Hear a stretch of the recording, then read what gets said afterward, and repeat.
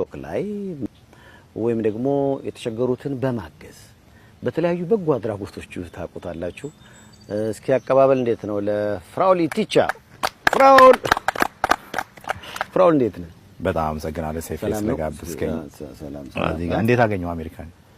ምን ያው እንግዲህ እንደምታየው አሁን ለምሳሌ መሽቷል አይደል? አዎ፣ ግን ገና ይካነው አሁን እኛ ጋር 8 ሰዓት ሆኗል። ከምሽቱ 2 ሰዓት ማለት ግን እንደምታየው ነው። ገና ፀሐዩ ጧት ነው የሚመስለው።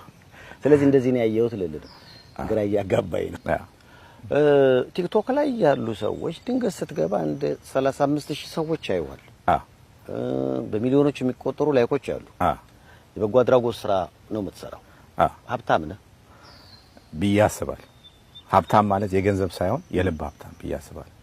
ምክንያቱም የምትሰጠው ፍራንክ እና በጎ አድራጎት ከገንዘብ ጋር ይገናኛል ብዙ ጊዜ። ያን ለማድረግ ደግሞ ሀብት ያስፈልጋል፣ ልብም ያስፈልጋል ብዬ አስባለሁ። ምን መሰለህ ገንዘብ ብቻውን ሀብት ሊሆን አይችልም።